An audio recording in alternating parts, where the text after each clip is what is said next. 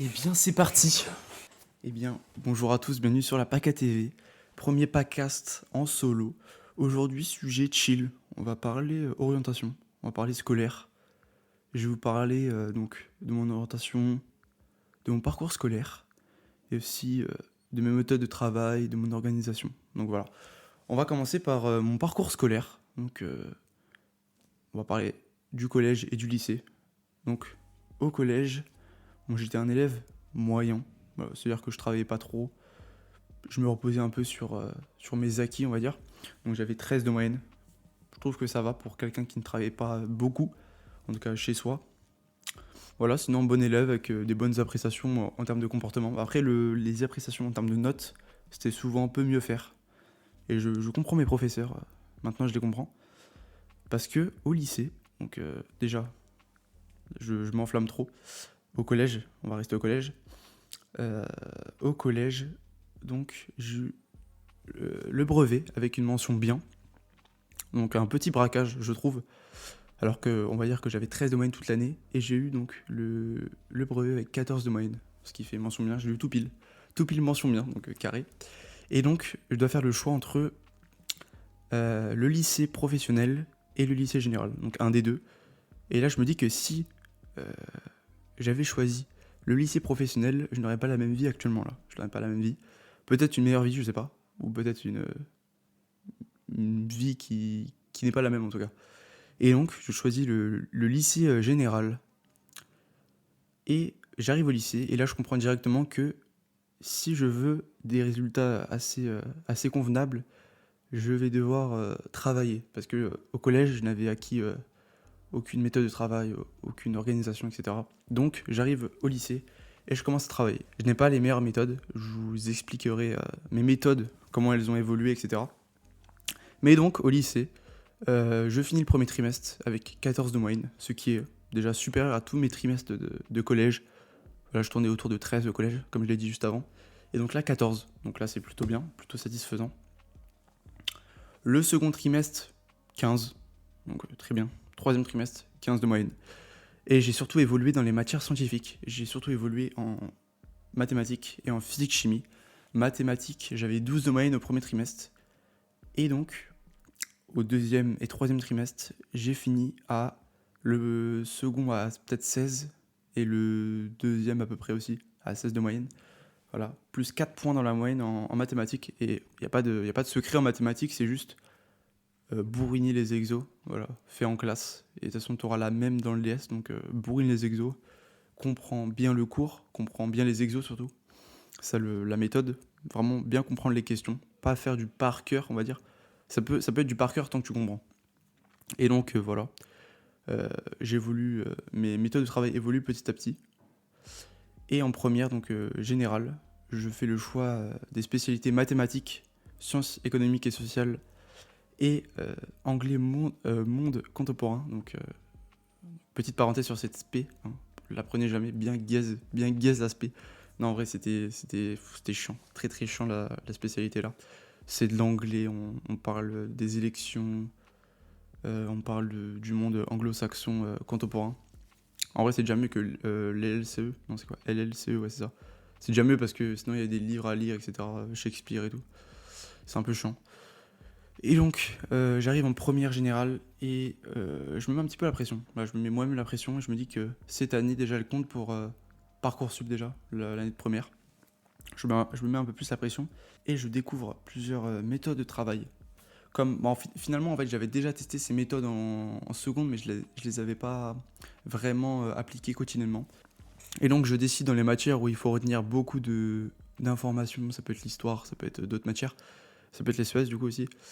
Les flashcards, donc voilà. Peut-être vous connaissez pas. Moi, j'utilise toujours les flashcards sur l'application Quizlet pour les langues. Donc voilà, pour l'anglais pour ma part, et pour l'espagnol. Et Study Smarter pour les autres matières. Ça peut être retenir des informations pour le S physique, ça peut être retenir des informations pour l'histoire, pour l'SES, pour l'AMC, même si j'ai jamais fait de flashcard pour l'AMC, mais ça peut être un exemple.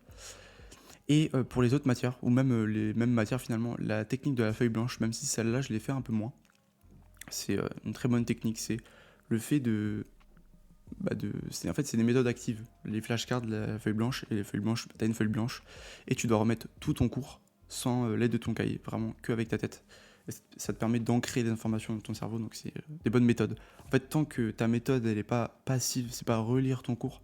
Relire son cours, ça sert à rien. Si tu veux vraiment retenir les informations, c'est mieux une méthode active. Ça peut être des flashcards, ça peut être feuille blanche, ça peut être expliquer le cours à quelqu'un. Et donc, on est toujours en première. Et le bac de français arrive. Mais déjà, je vais parler de mes moyennes. Donc, le premier trimestre de première, je le finis avec 15,60 de moyenne. Donc, ma meilleure moyenne actuellement. Voilà, quand je suis au premier trimestre de première, ma meilleure moyenne all time. Deuxième trimestre, voilà, je suis régulier avec 15,60 de moyenne. La même moyenne, voilà. La même moyenne. Et le troisième trimestre, rien à dire sur ce trimestre, avec 16,80 de moyenne, donc 20 en espagnol, 17 en mathématiques, 16,50 en SES, 16 en AMC, alors que c'est une matière qui m'avait fait chier tout au long de l'année. J'avais commencé à 11,50 au premier trimestre, 13 au deuxième, et là je finis à 16 de moyenne au troisième trimestre pour l'AMC, donc très satisfaisant, des bonnes notes partout. Voilà, des notes satisfaisantes partout. Peut-être c'est un peu l'ES physique et l'anglais qui m'ont un peu fait baisser la moyenne. Voilà, avec 14 en ES physique et 13 en anglais. Mais 16,80 de moyenne, c'est super satisfaisant, avec des très bonnes appréciations de la part des professeurs. Et donc, j'arrive au bac de français. À l'écrit, ça se passe super bien. Arthur Rimbaud, voilà. C'était l'œuvre que je connaissais le plus, avec La Bruyère. Donc, très satisfait du sujet. En plus, le sujet, je l'ai bien compris. Et voilà, et la preuve que je l'ai bien compris, j'ai eu 16 à l'écrit. Et un petit conseil pour l'écrit, c'est vraiment, si vous prenez dissertation, pour le commentaire, je peux pas vous aider. Moi, j'ai été une merde en commentaire.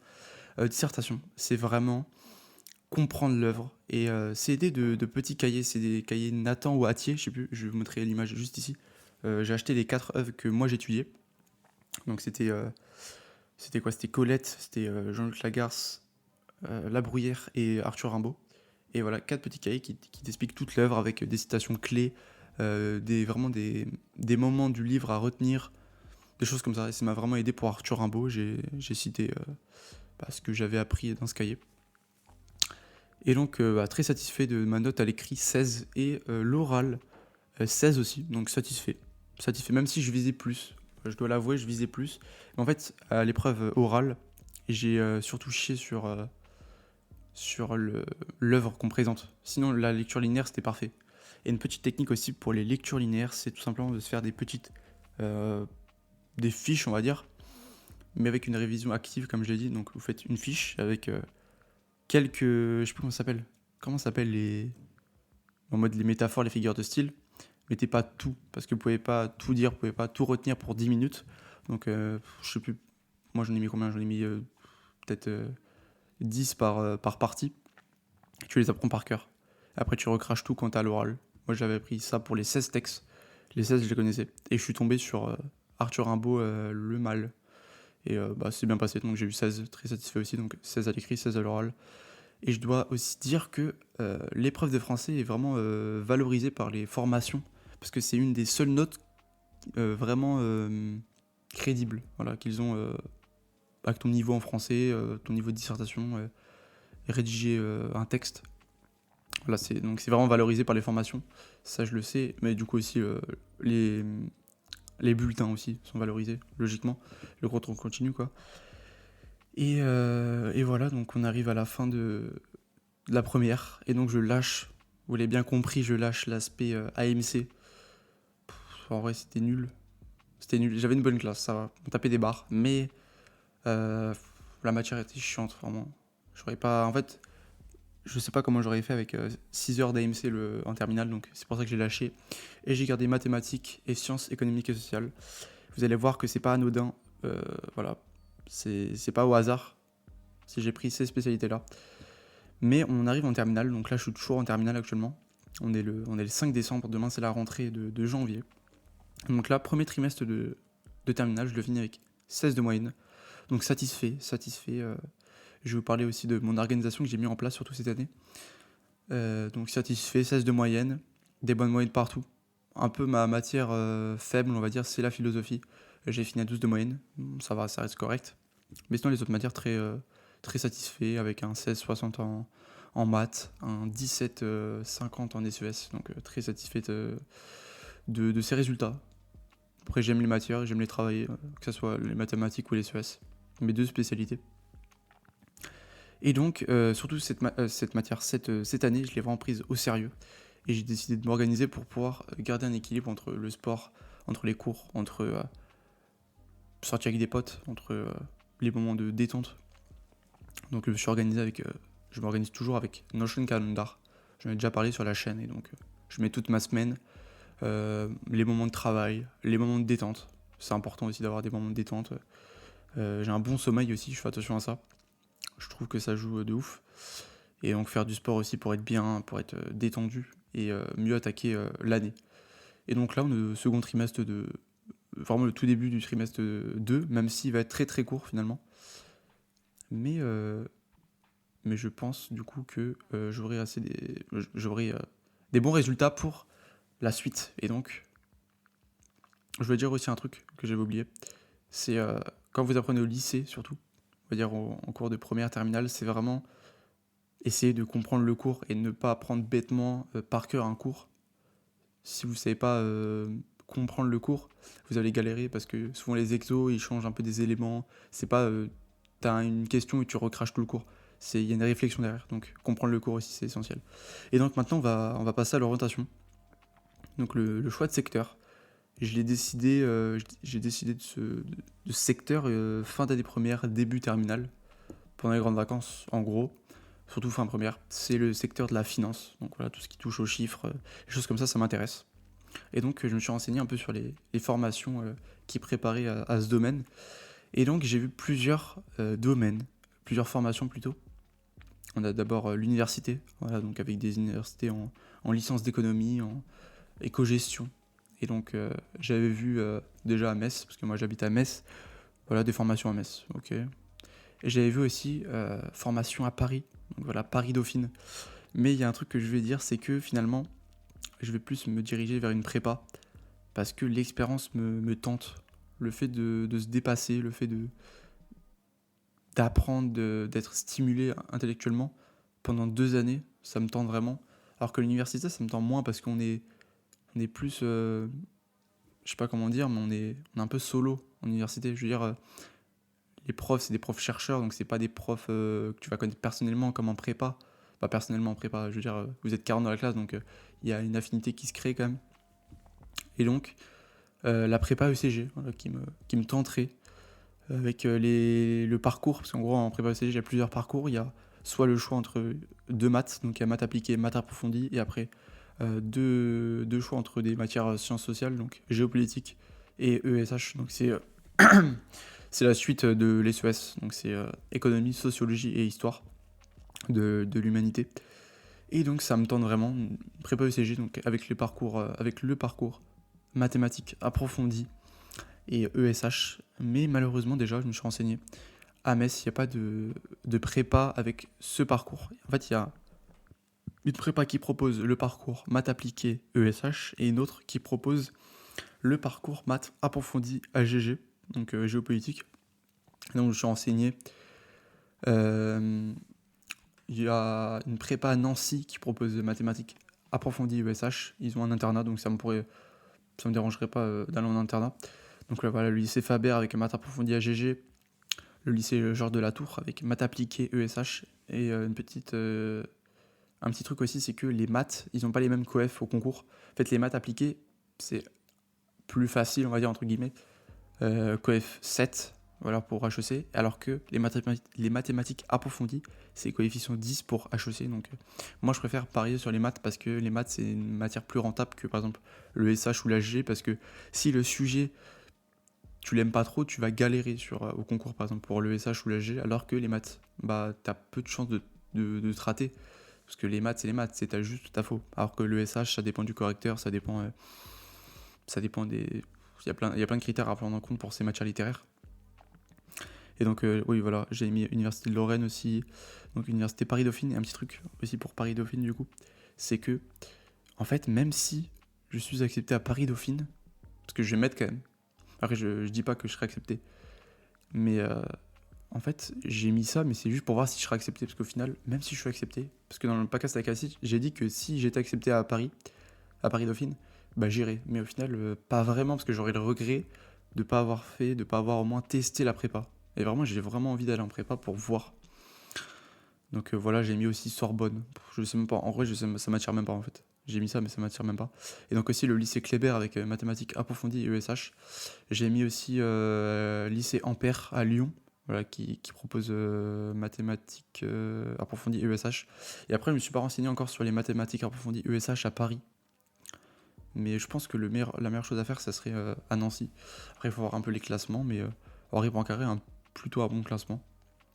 Avec donc mathématiques approfondies et ESH, avec les deux options que je veux. Et donc, pour la prépa, je veux dire, après la prépa, c'est une école de commerce.